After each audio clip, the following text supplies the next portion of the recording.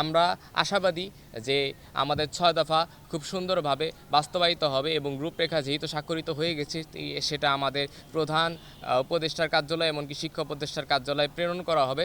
তারপর খুব দ্রুত এগুলো নিয়ে কার্যক্রম শুরু করা হবে। সম্প্রতি হাইকোর্ট কর্তৃক ক্রাফট ইন্সট্রাক্টরদের জুনিয়র ইন্সট্রাক্টর পদে পদোন্নতি সংক্রান্ত রিটের রায় স্থগিত করা হয়েছে। পরবর্তী শুনানির সম্ভাব্য তারিখ নির্ধারণ করা হয়েছে 18 মে। কারিগরি ছাত্র সমাজ পূর্বের রায়কে সম্পূর্ণরূপে প্রত্যাখ্যান করছে এবং আমরা কারিগরি ছাত্র সমাজ এই মামলার রায় সম্পূর্ণ বাতিল চাই। আমরা জানি ক্রাফট ইন্সট্রাক্টরদের মূল কাজ হলো ল্যাব পরিচালনার সহায়তা এবং প্র্যাকটিক্যাল ক্লাসে যন্ত্রাংশ সরবরাহ করা। শিক্ষাগত যোগ্যতা হিসেবে তারা এইচএসসি অথবা এইচএসসি ভোকেশনাল পাস। এই যোগ্যতায় তারা ডিপ্লোমা ইন ইঞ্জিনিয়ারিং শিক্ষার্থীদের পাঠদানে অক্ষম এবং অযোগ্য।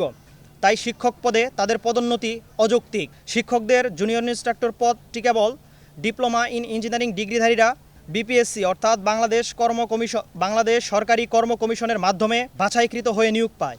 যারা এই পদে আসতে চায় তারা নির্দিষ্ট যোগ্যতা নিয়ে বিপিএসসি এর পরীক্ষায় অংশগ্রহণ করে যোগ্যতার ভিত্তিতে আসুক। উক্ত মামলার রায় সম্পূর্ণ বাতিলের দাবিতে 18 মে সারা দেশে কারিগরি শিক্ষার্থীরা একযোগে পলিটেকনিক ইনস্টিটিউটগুলোতে বিক্ষোভ মিছিল করবে। 6 দফা বাস্তবায়নের লক্ষ্যে গঠিত কমিটি 21 দিন সময় নিয়ে একটি রূপরেখা তৈরি করেছে।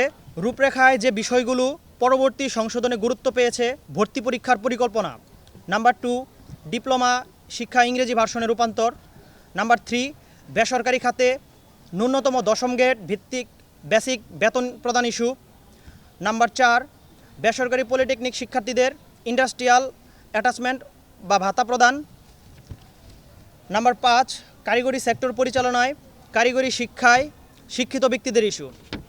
অন্য যেসব বিষয় সরাসরি পত্রে উল্লেখ করা হয়নি সেগুলো শিক্ষা বিভাগীয় সচিব স্যার নিজে নোট করে নিয়েছেন এবং তা বাস্তবায়নের প্রতিশ্রুতি দিয়েছেন আমাদের।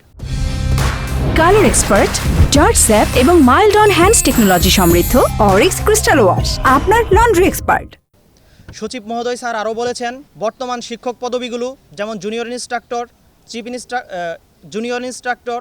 ইনস্ট্রাক্টর এবং চিফ ইন্সট্রাক্টর যে পদগুলো রয়েছে সেগুলোতে পরিবর্তনের পরিকল্পনা রয়েছে।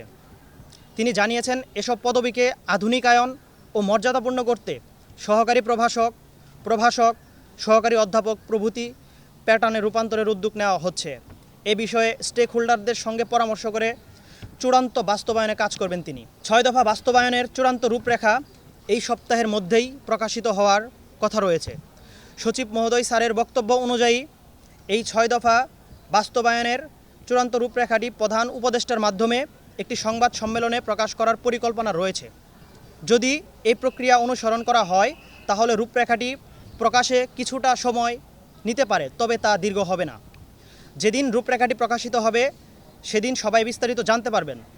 সবাইকে আমরা আশ্বস্ত করছি উক্ত রূপরেখাটিতে ভালো কিছু হবে ইনশাআল্লাহ। আমাদের সারা দেশব্যাপী 18 মে প্রত্যেক পলিটেকনিক ইনস্টিটিউটে শান্তিপূর্ণ বিক্ষোভ ও মানববন্ধন প্রতিবাদ কর্মসূচি পালিত হবে এবং ঢাকা পলিটেকনিক ইনস্টিটিউটের শিক্ষার্থীরা হাইকোর্টের সামনে মানববন্ধন কর্মসূচি পালন করবে।